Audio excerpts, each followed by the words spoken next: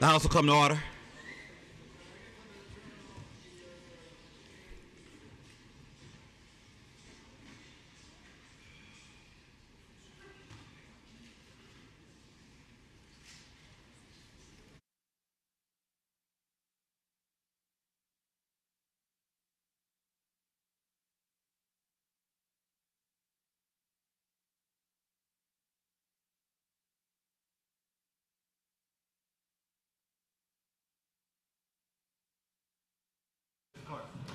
Mr. Speaker, members of the House, just where we are.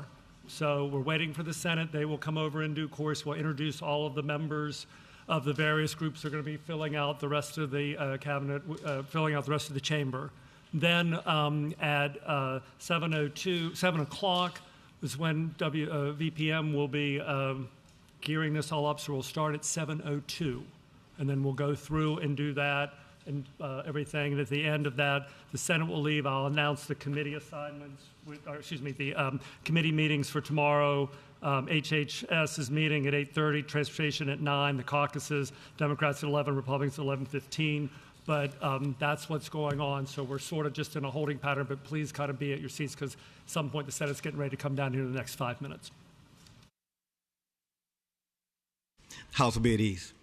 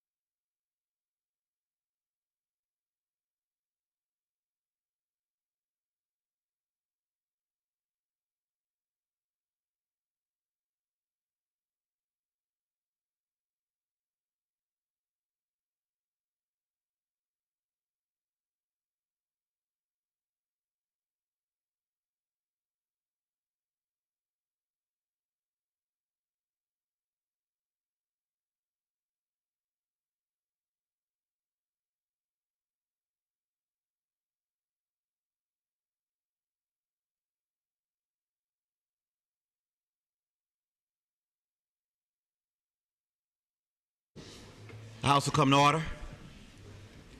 Sergeant at Arms. Mr. Speaker, the Senate of Virginia.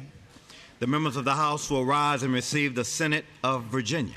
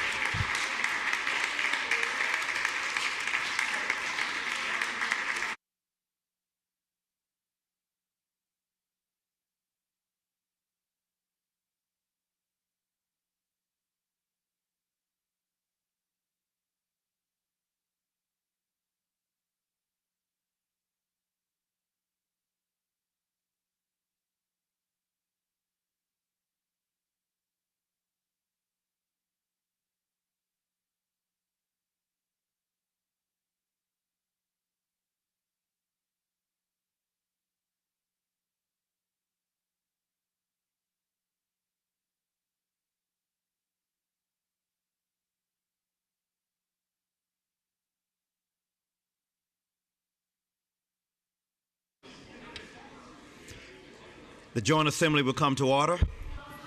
The Clerk of the Senate will call the roll of the Senate.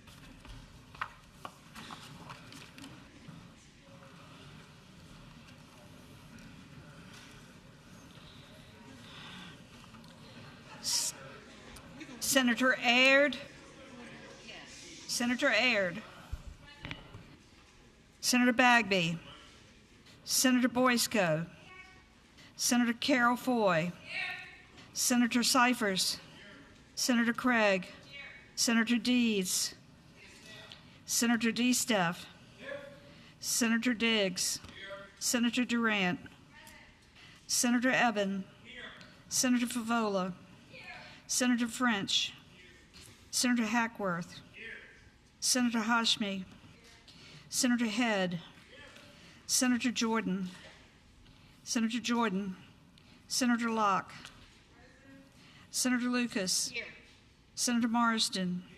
Senator McDougal. Here. Senator McPike. Here. Senator Mulcahy. Here. Senator Obenshain. Here. Senator Peake. Here. Senator Pekarski. Here. Senator Perry. Here. Senator Pillion. Here. Senator Reeves. Senator Rome. Senator Rouse. Senator Salim. Senator Srinivasan. Senator Stanley. Senator Stanley. Anybody seen Senator Stanley? Senator Stewart. Senator Sturtevant. Senator Suderline. Senator Saravel. Senator Van Valkenburg. Senator Williams-Graves. You have a quorum, Mr. President.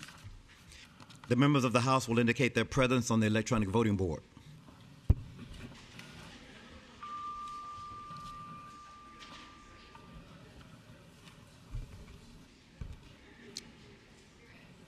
Clerk will close the roll. Mr. President, a quorum is present. The clerk will report a resolution. Resolution of the Joint Assembly notifying the Governor of Organization. Resolved that the President of the Joint Assembly appoint a committee of 10 composed of 6 delegates and 4 senators to notify the Governor that the Joint Assembly is duly organized and would be pleased to receive him in any communication he may desire to make. As many as favor adoption of the resolution will say aye. Those opposed will say no. The resolution is agreed to. The clerk will announce the committee to notify the Governor that the General Assembly is ready to receive him and hear any remarks he wishes to make. Mr. President appoints the following members to notify the Governor and escort him to the Joint Assembly.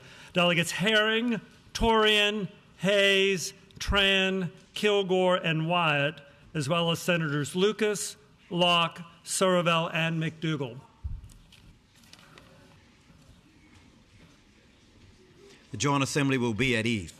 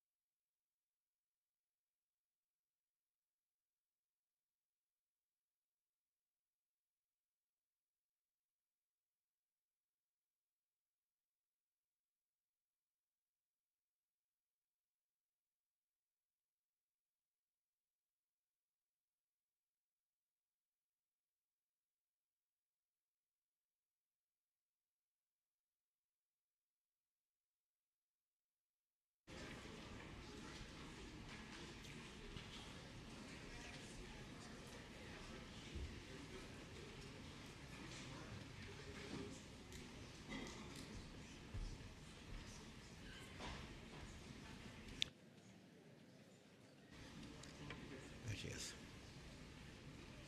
Sergeant at Arms. Mr. President, entering from the gallery, the First Lady of the Commonwealth and her party. The Joint Assembly will receive the First Lady of the Commonwealth and her party.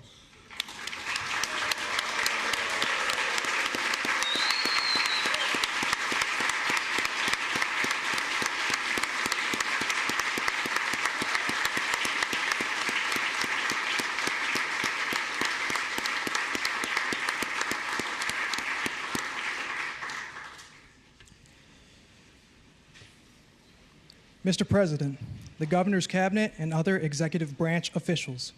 The General Assembly will receive the Governor's Cabinet and other executive branch officials.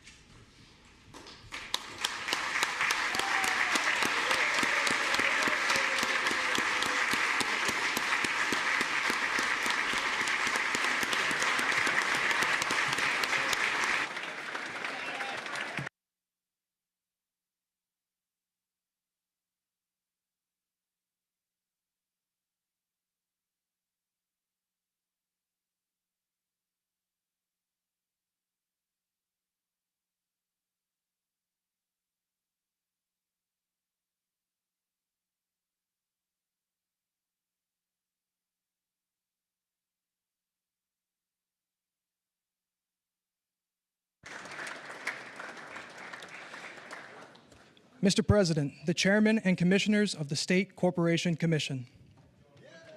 The Joint Assembly will receive the Chairman and Commissioners of the State Corporation Commission.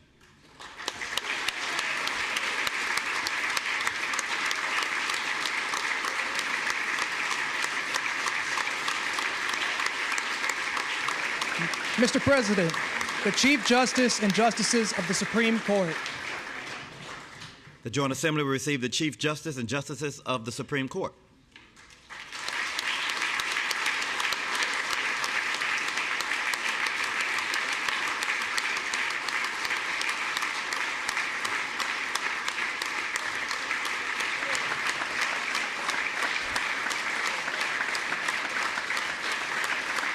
How are you doing?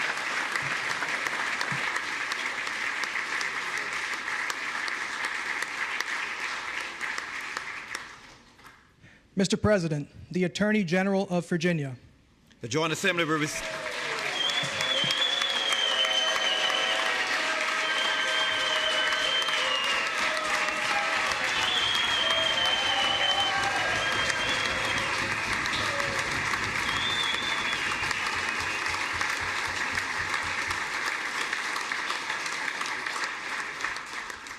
The Joint Assembly and guests will please be seated. The Joint Assembly will be at ease.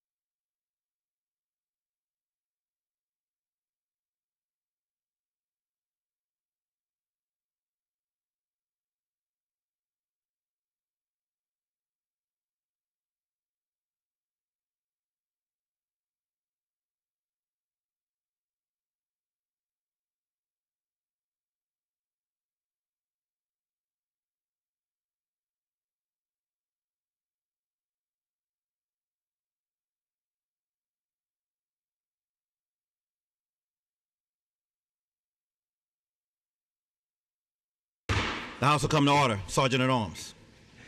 Mr. President, His Excellency, the Governor of the Commonwealth of Virginia. The members will receive the Governor of the Commonwealth of Virginia.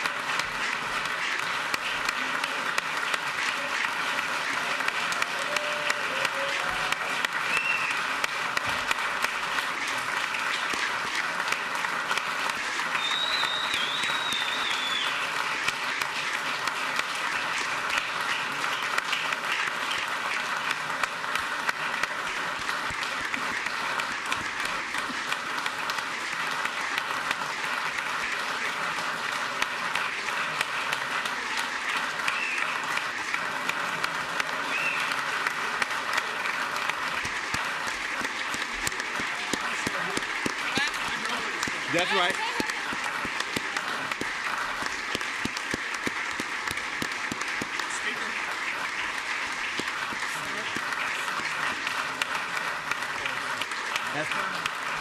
So I would have been praying for you guys.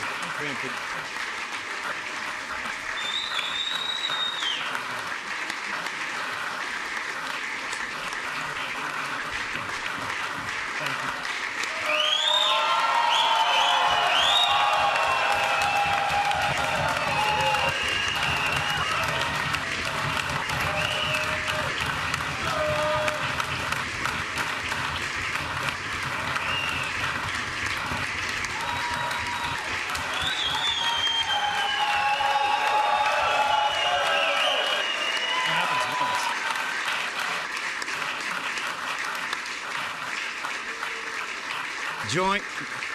Joint assembly and guests, please be seated.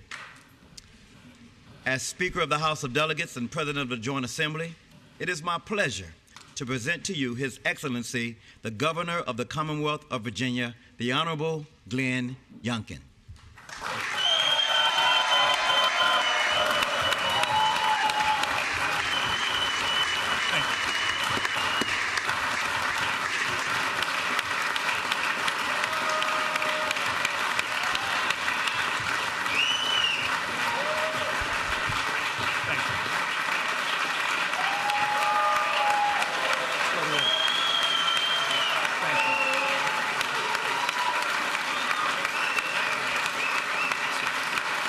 Thank you.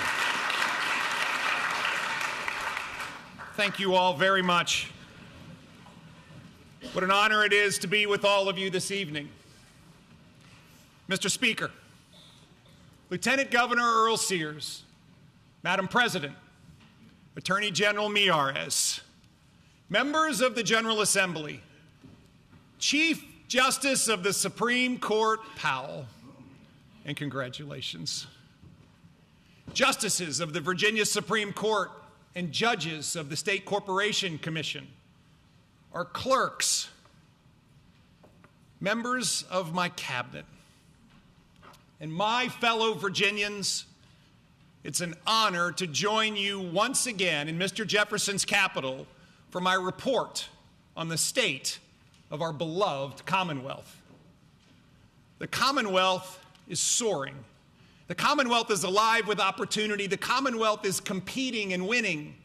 The Commonwealth is stronger today than she has ever been.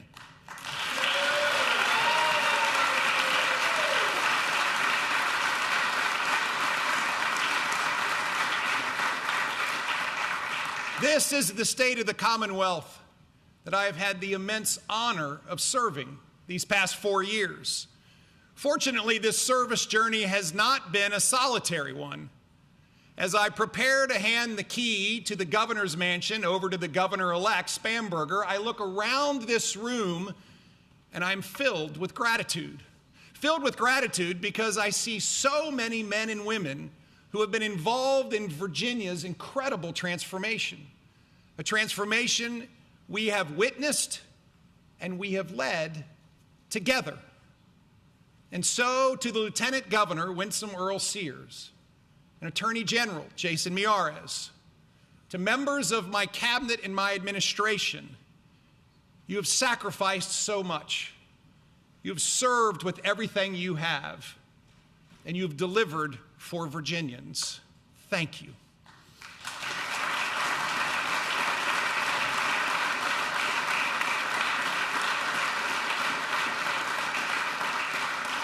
To our General Assembly partners, most times I've agreed with many of you. Sometimes I've disagreed with some of you. Frequently, you have been in my prayers, and always, I have considered you to be devoted public servants. Thank you for your partnership. The absolute best part of this season of service has been traveling every step of the way with the love of my life. She has brought grace and joy to the lives of so many Virginians. Thank you to our most extraordinary First Lady, Suzanne Yunkin.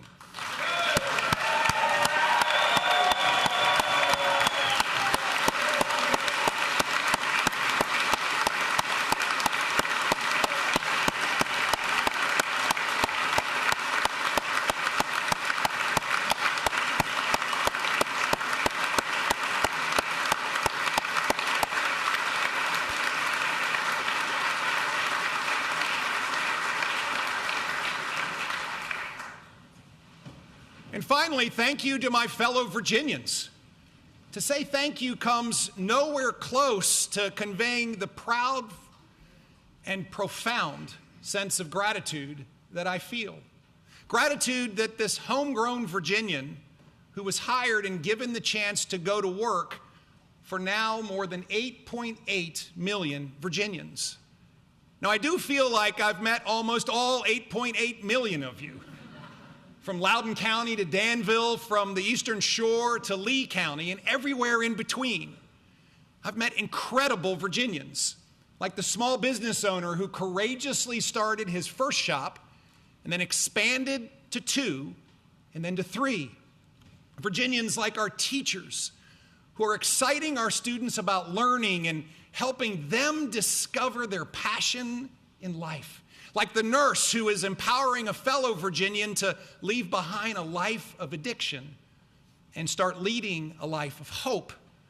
Like the farmer who, rain or shine, makes sure the animals get fed and the fields get plowed. Like the shipbuilders who arrive at the dock when it is dark each morning and who are building the most powerful navy in the world.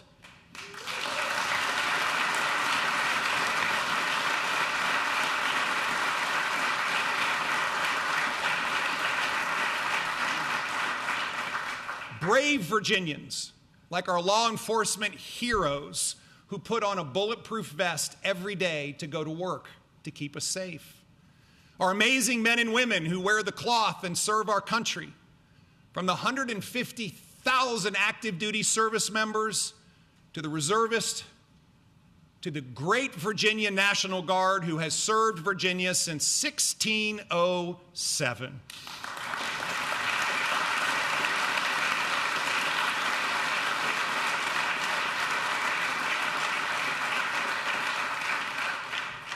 Remarkable Virginians like the families of the fallen. No moments over these last 4 years have impacted me more than standing with families as we hear the end of watch and say goodbye to these quiet heroes. And to our newest Virginians, who didn't grow up here but found opportunity here and now call Virginia home, all of you have deep, deep, deep impacts on our great Commonwealth, and therefore I say thank you.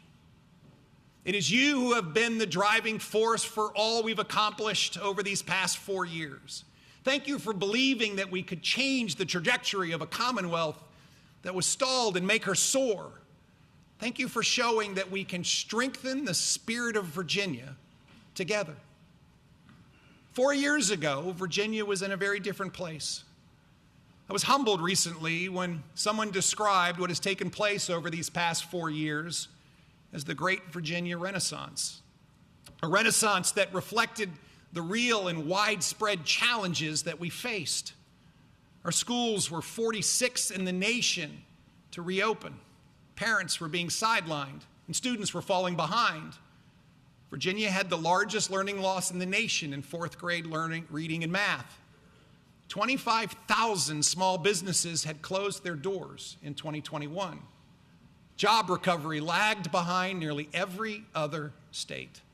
Violent crime had surged with a 20-year high in murder rate. And for 9 straight years, more people moved away than moved to Virginia from the other 49 states. That was Virginia in January 2022, a Virginia that was lagging and not leading.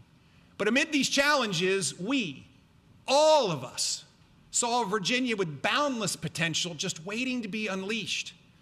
And so 4 years ago, collectively, we set out on a journey to unleash opportunity, to transform government, to make Virginia the very best place to live and work and raise a family.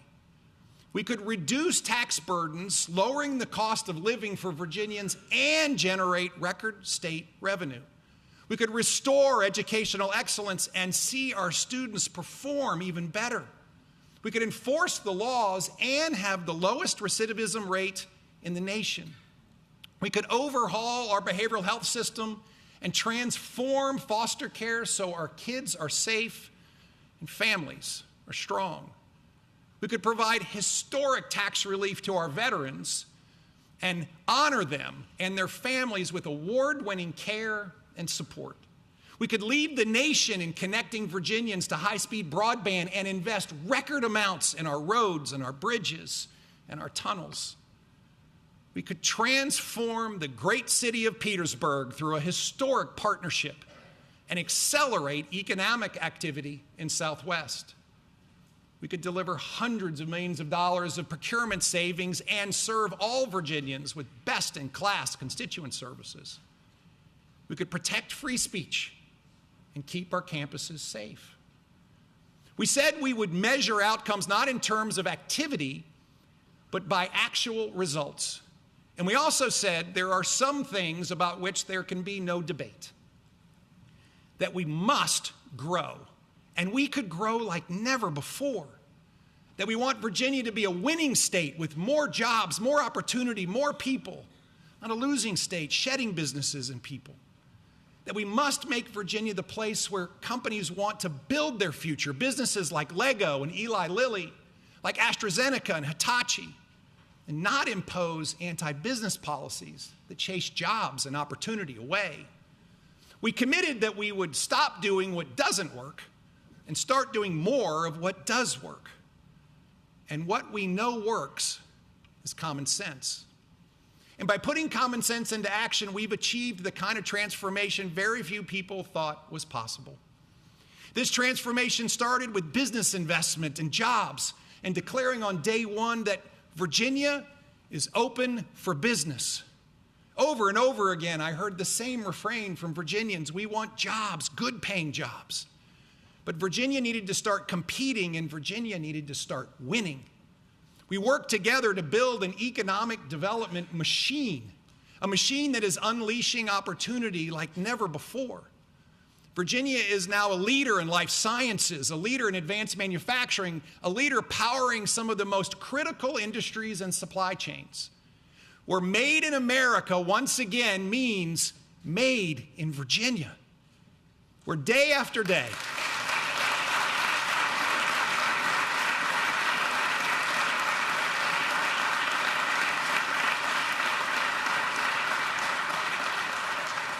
where day after day, Virginians from all walks of life are hearing those magical 3 words, "You are hired." On day 1, we went to work to build that dynamic economy. We streamlined regulations by 35%, saving Virginians $1.4 billion every year by cutting the cost of bureaucracy, including by reducing the average cost to build a home by $24,000. We invested a record amount in business-ready sites and drove Virginia government to move at the speed of business. We transformed workforce development, consolidating vast numbers of disparate programs into one new agency, Virginia Works, and created the nation's leading customized talent development program, the Virginia Talent Accelerator. We restructured the Virginia Economic Development Partnership, and most importantly, we competed. We competed to win, and win we have. We've won record business investment, over $157 billion, more than the last 6 administrations combined.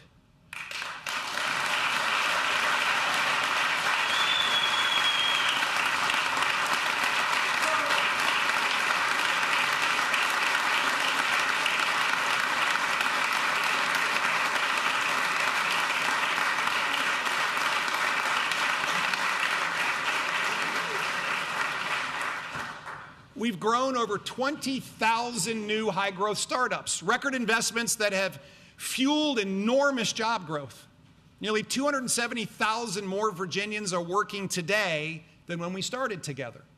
We have 255,000 open jobs, another 80,000 new jobs on the way from those investment commitments, along with 40,000 construction jobs. Virginia has jobs, lots of jobs. And Virginia is a winning state, and the winning continues.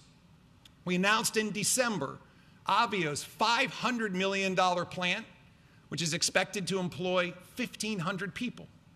And we finalized 2 more great manufacturing deals last fall.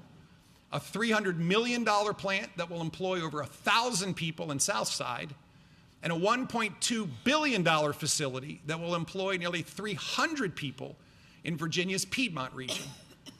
We are leaving the next administration a robust pipeline of great projects that well exceeds $100 billion of capital investments and 32,000 jobs.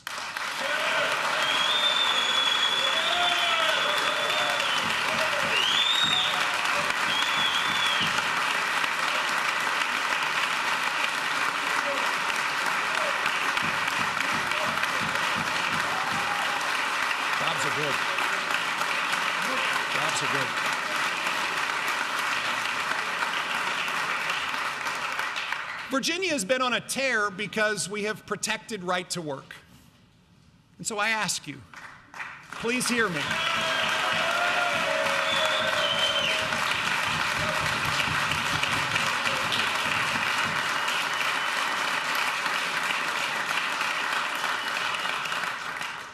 Please hear me. Change right to work and jobs will disappear. People will leave and they will take their tax dollars with them.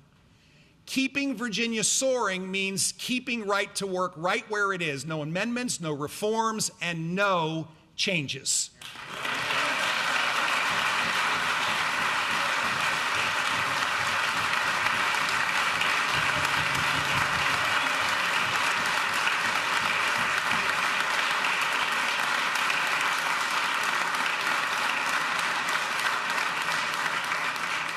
Keeping Virginia on a winning streak also means continuing to work and cooperate with our federal partners and the Trump administration. Constructively working with the administration works for Virginians. When a governor picks up the phone and calls a cabinet secretary to work through issues, it's good for Virginia. Issues like turning on $2.5 billion of paused grants, attracting the Department of Housing and Urban Development headquarters with more than 2,700 jobs to Virginia, recruiting Fortune 50 businesses with billions of investment and thousands of jobs, and delivering hurricane relief faster than any other state. That is what is best for Virginia. The record jobs and investments we've attracted have driven record revenues.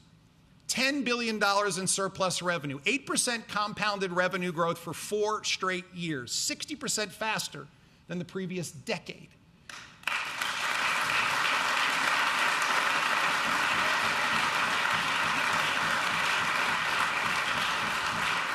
And record revenue that enabled $9 billion in tax relief and still historic investments across every critical area. And while throughout 2025, many predicted financial calamity, not only has financial calamity not happened, but once again, Virginia is running a significant surplus.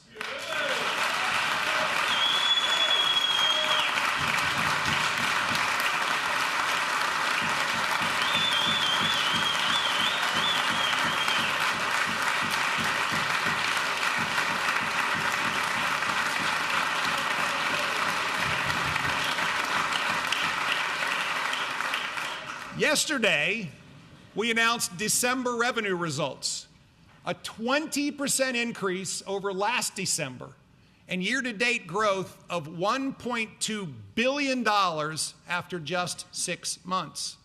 Revenues are growing at 8.6% again. No COVID money, no one-time gifts, just historic revenue growth driven by historic business growth, job growth, and strong consumer spending. My budget that I introduced included a reforecast adding $1.2 billion in resources to fiscal year 2026 alone. December just added another $395 million to that number. Virginia has record resources. I included $700 million more tax relief in my proposed budget and huge investment increases in Medicaid, education, law enforcement, and capital spending. And yet, bills raising nearly every tax known to man have been introduced. One thing we have clearly demonstrated is that lowering tax burdens brings people, it brings businesses, and it brings jobs. Increasing taxes drives them away. Just look at California and Illinois and New York and Maryland. Indeed, in 2023, for the first time in 10 years, more people moved to Virginia than moved away to the other 49 states. Common sense works.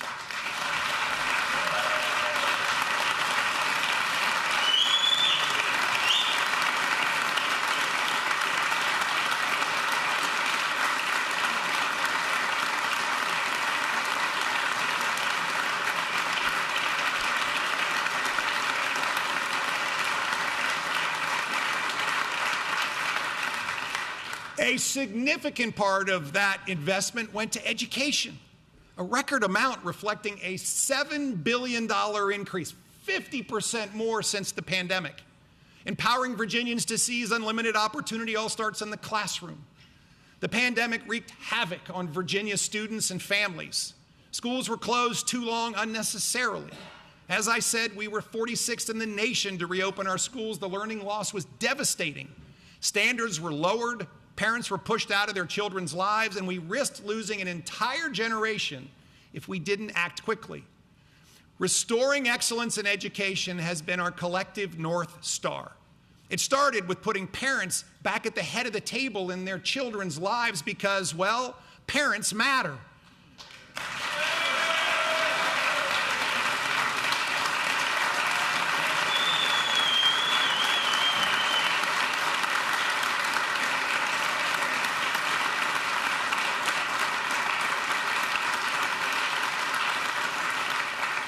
We, all of us, passed historic bipartisan legislation that allowed parents to choose if their child wore a mask and to allow parents to remove sexually explicit materials from their child's curriculum.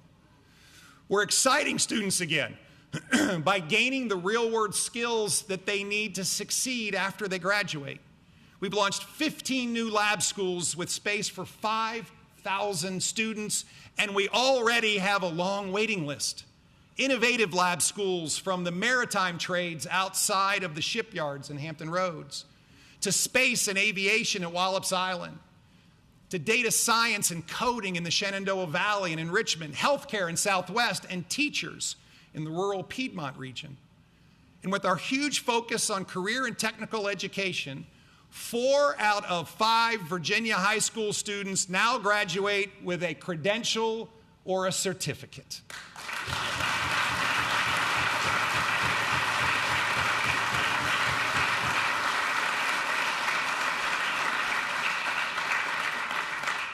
Great education outcomes require a great teacher, and we've supported teachers.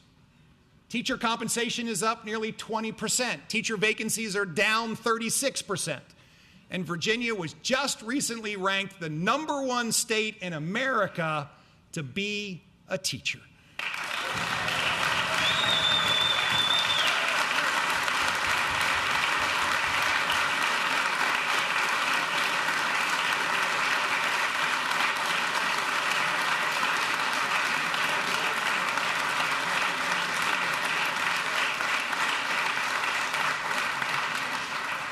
We also embrace transparency and accountability and raise standards to drive better student outcomes.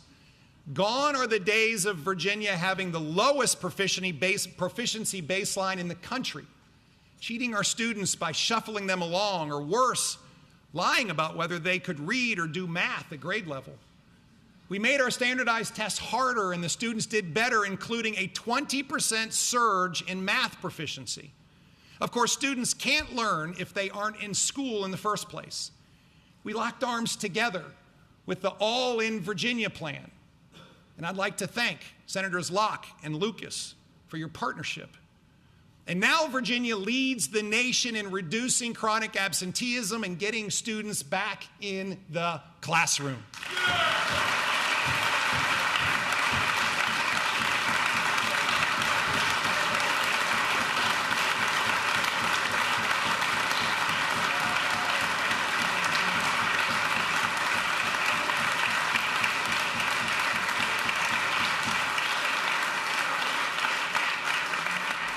Intensive tutoring works. We've led all our peer states in math learning loss recovery. And the nationally leading Virginia Literacy Act is transforming the way students learn to read. But in addition to learning loss, we know that behavioral health distress among teens has been surging since even before the pandemic. Increased social media use and endless screen time are one of the main culprits. These devices and apps are profiting off our kids and stealing their childhood. But we collectively acted. We collectively acted to reclaim childhood and create a healthier and happier Virginia. Bell-to-bell cell phone-free education is now the law of the land across the Commonwealth of Virginia.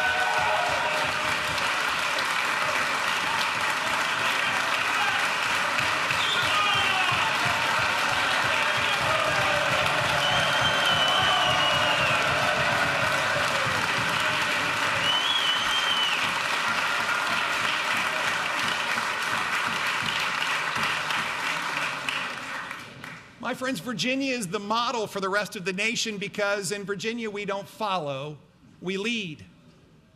Academic performance is up. Mental health and discipline challenges are down. After-school cafeterias are humming loud with noise because students are talking to each other again. And to all the parents who advocated for your children, you have shown us once again that yes, parents matter.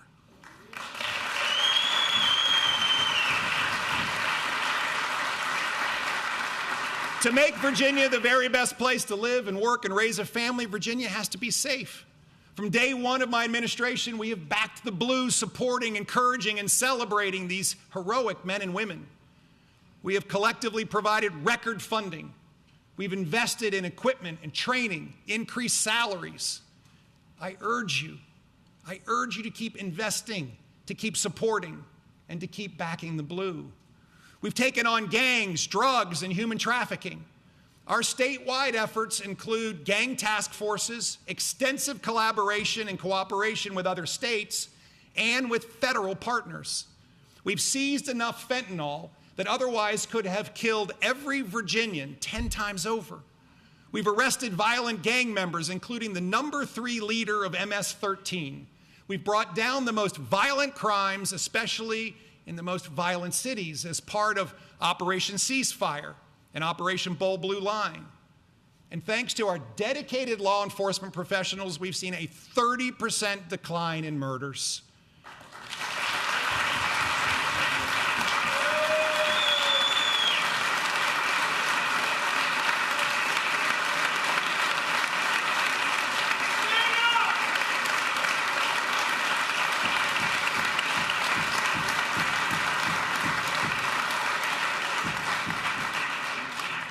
On Monday, I had the honor of visiting the Virginia State Police's 144th class as they get ready to complete their basic session training. In a few weeks, this class will graduate 94 incredible men and women into the ranks of Virginia State Troopers, the second largest graduating class ever. Virginians are once again proud.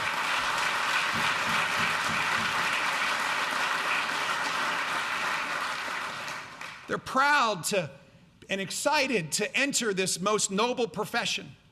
Thank you to our heroes who keep us safe. And thank you to Colonel Matt Hanley for your leadership.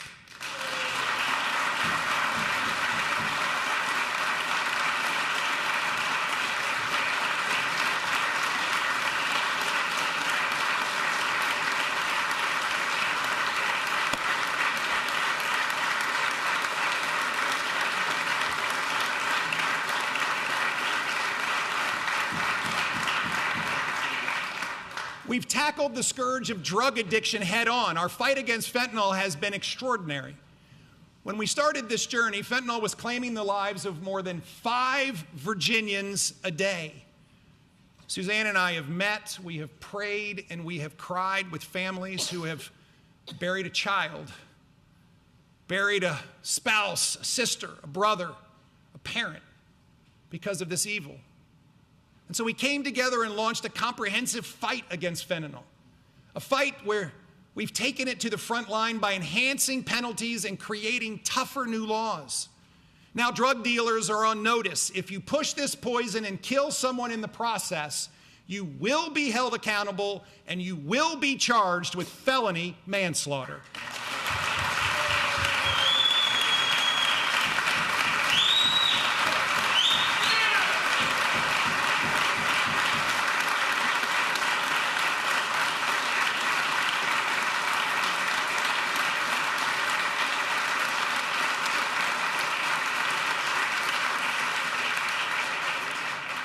We've educated parents and students and teachers and coaches and pastors. Through the First Ladies, it only takes one statewide campaign and the Attorney General's One Pill Can Kill public awareness initiative. We've equipped Virginians to stop an overdose in progress by delivering 400,000 life-saving naloxone doses and trained nearly 100,000 people to use them, including our members of the General Assembly.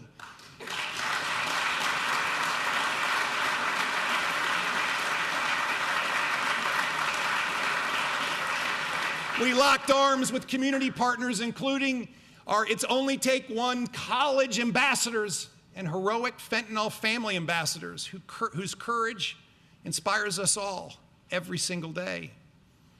Thanks to our comprehensive efforts, Virginia now leads the nation in reducing fatal fentanyl overdoses by 59%. That's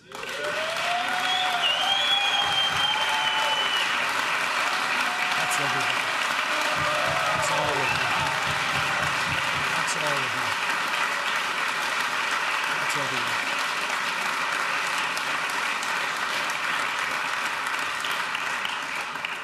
Our fight isn't over, but once where there was heartbreak, now there is hope. Empowering Virginians to lead the lives that God intended has been the driving force behind our complete overhaul of our behavioral health system. Virginians in crisis needed help and could not get it. So 4 years ago, we started a journey to transform behavioral health, to expand capacity across the state, to deliver faster, more effective response, to get law enforcement out of the emergency room and back on the street, to expand the workforce, Today, we've increased our care capacity in beds and chairs by 241%. We've improved our responsiveness with 988 crisis calls by 456% to over 30,000 calls per month. We've deployed nearly 3 times as many mobile crisis teams across the Commonwealth, achieving a statewide average response time of just 42 minutes. And we've substantially grown the workforce, adding over 30,000 new healthcare workers. The Commonwealth is setting the national standard for how to care for individuals in crisis, to get them the right help right now.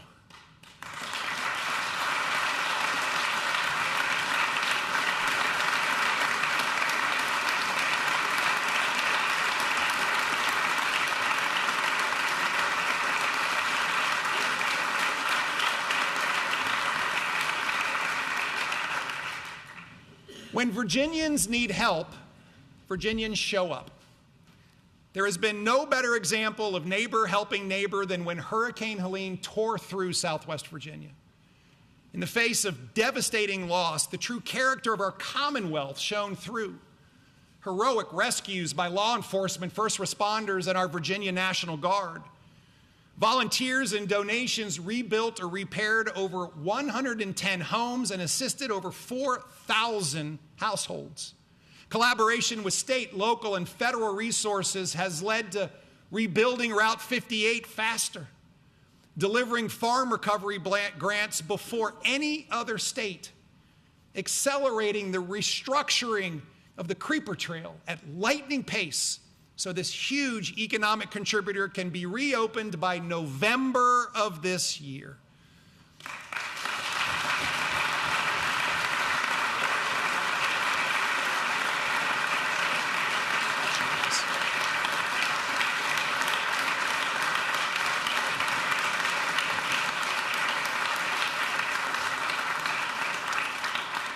And the support coming from Virginia's $50 million recovery fund is now flowing. I visited Southwest Virginia 30 times in the 15 months following Helene. And I can tell you that today, Southwest Virginia has their collective foot on the accelerator. They're not turning back, and all of us should make sure they soar with the rest of the Commonwealth.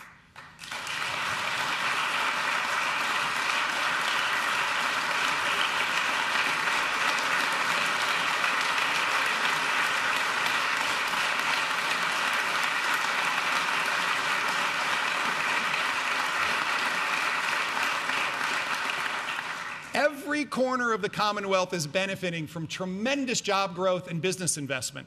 And because business is booming and our population is growing, it means our energy and power needs are rising as well. For too long, Virginia's policies and the utilities planned for a stagnant Virginia. Well, we are not stagnant. We are growing. And we must execute a plan where power is reliable, affordable, and made in Virginia.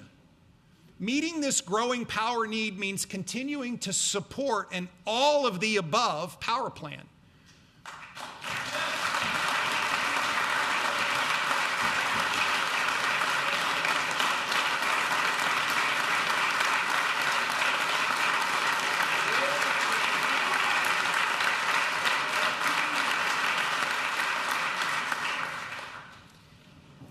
What it definitely doesn't mean is rejoining Reggie.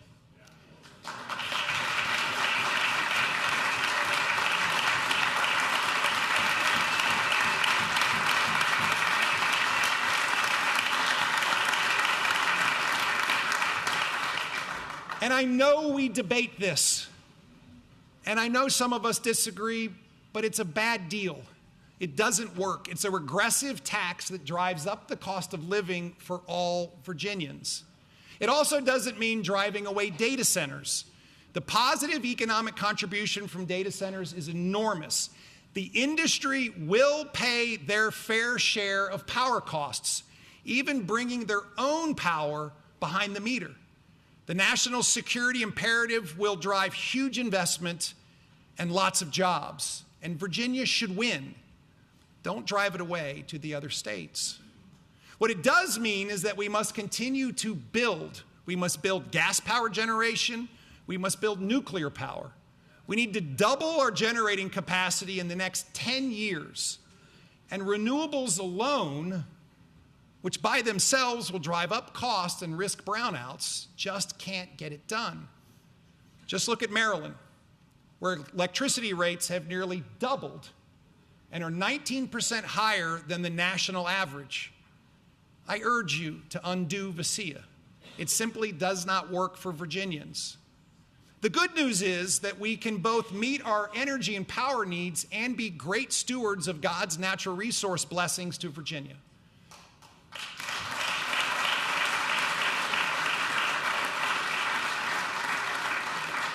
With the huge efforts we have made to support our Chesapeake Bay 2025 goals, including record funding for agricultural best management practices, I am proud to report that the Chesapeake Bay is healthier than it has been in decades.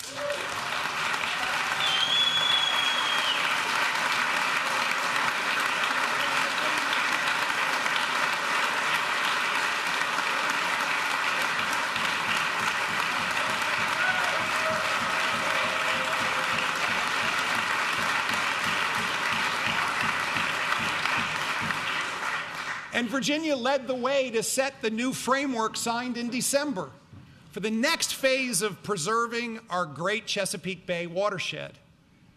Virginia's transformation has been broad, from healthy rivers and streams to healthy moms and healthy babies. Through our Healthy Moms, Healthy Families, and Healthy Communities initiative, we have seen a 68% reduction in maternal mortality.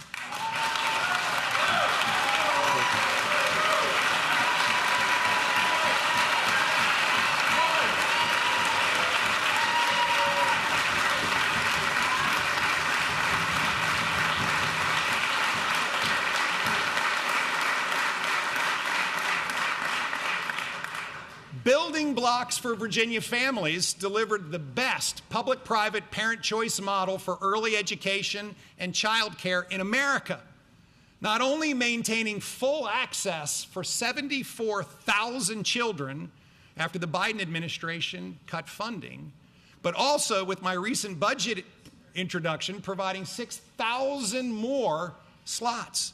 6,000 more slots in our quality model that is leading the nation. We've shown it is possible to make government work for Virginians. The Virginia Employment Commission has cleared all its backlog of more than 700,000 work items coming out of COVID, and we've cleared 1.7 million in total. Among our peer states, we now make benefit decisions faster than anyone, and we rank top third at getting out the first payment to unemployed Virginians. We've cut waiting times at DMV from nearly 40 minutes to, in October, the shortest average wait in history, 5.9 minutes.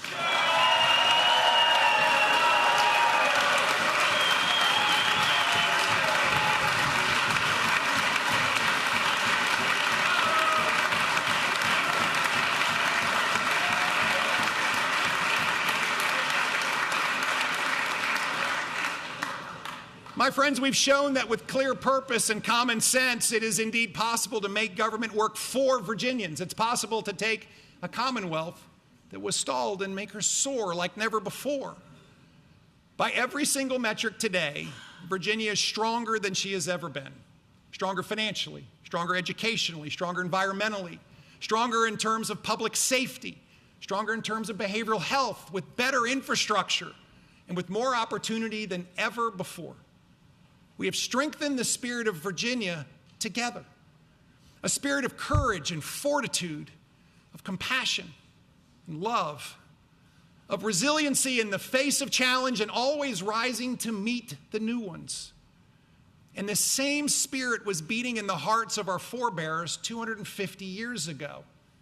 Throughout this year, all of America will take part in our semi-quincentennial celebrations. But no state has as much to celebrate as we do here in Virginia.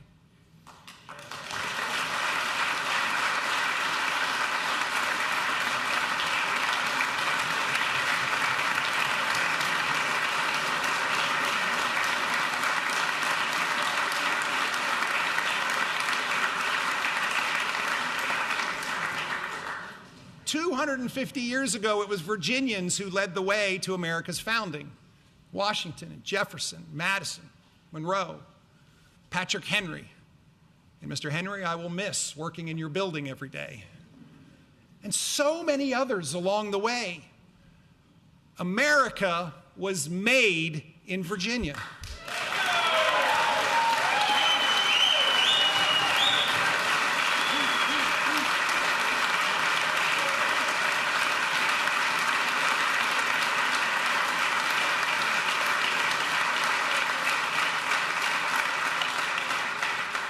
This new nation conceived in liberty was born and then built on those foundational values that have sustained us for 2.5 centuries, even when we did not live up to them. The revolutionary belief that government is of the people, that government exists to serve the people, not for people to serve the government. Because our rights, those unalienable rights of life, liberty, and the pursuit of happiness come from God, not from government.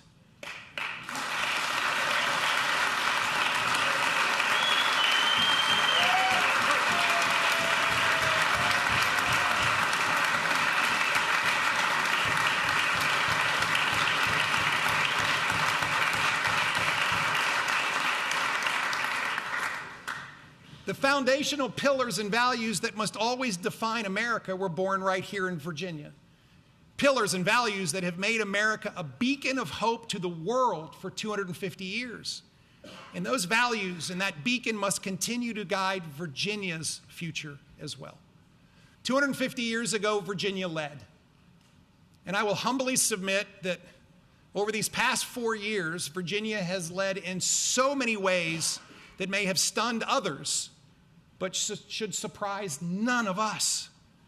And so as we prepare to write the next 250-year chapter of our nation's history, Virginia should and Virginia must continue to lead. It has been the honor of a lifetime for Suzanne and me to serve in this season alongside all of you. So from the bottom of our incredibly grateful hearts, thank you, Virginia. May God bless all of you. May He bless the great Commonwealth of Virginia. And may He always bless the United States of America. Thank you.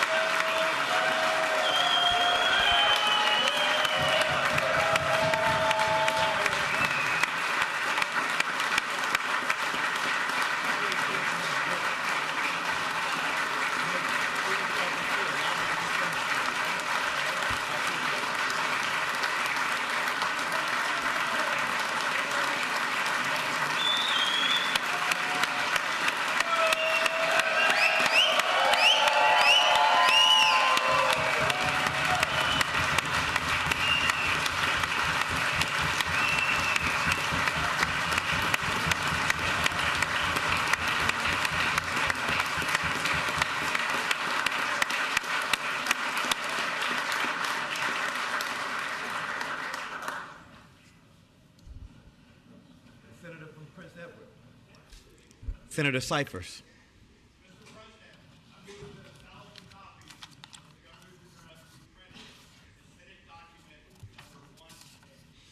As many in favor of the motion will say aye. Aye. Those opposed will say no.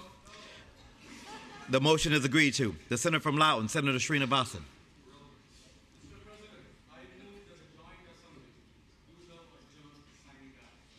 As many in favor of the motion will say aye. Aye. Those opposed will say no. The motion is agreed to. The Joint Assembly has adjourned sine die. I would ask for all the House members and guests to remain seated as the Senate exits the chamber. It's a pleasure. Thank you.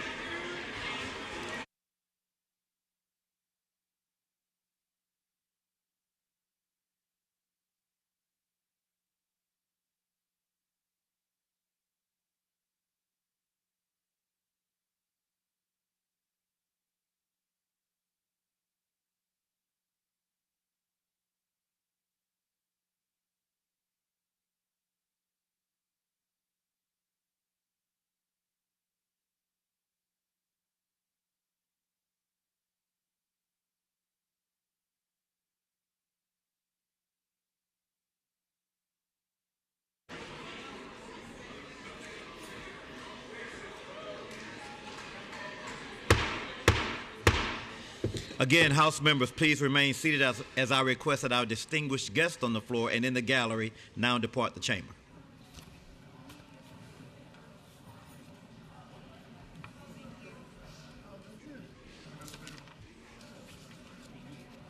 Secretary. Secretary.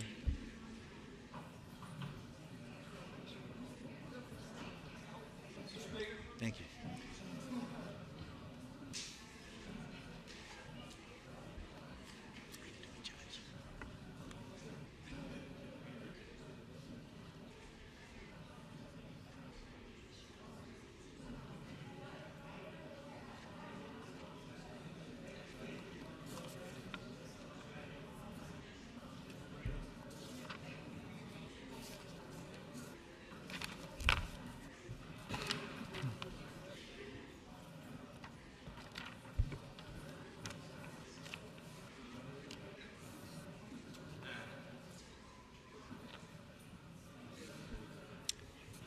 House will come to order. Does the clerk have any announcement? Simply remind the body, Health and Human Services, Chairman Willett, that committee will be meeting tomorrow at 8:30 in House Room C over in the General Assembly building on the second floor. At 9 o'clock tomorrow, House Transportation Committee, Chairman Delaney, they will be meeting at 9 a.m. They'll be in House Room B next door. Also on the second floor, Democratic Caucus is meeting at 11 a.m. tomorrow, and Republican Caucus 11:15 tomorrow. Democrats in House Room 1, Republicans in House Room 2. The delegate from Alexandria, Delegate Herring. Go ahead. Mr. Speaker, I move that when the House adjourned today, adjourn to reconvene tomorrow at 12 noon. The delegate from Alexandria, Delegate Herring, moves that when the House adjourns today, it adjourn to reconvene tomorrow at 12 noon. As many in favor of the motion will say aye. Aye. Those opposed, no. The motion is agreed to. The delegate from Alexandria, Delegate Herring. Mr. Speaker, I move that the House do now adjourn. The delegate from Alexandria, Delegate Herring, moves that the House do now adjourn. As many as favor of the motion will say aye. Aye. Those opposed, no. The motion is agreed to. The House stands adjourned until tomorrow at 12 noon.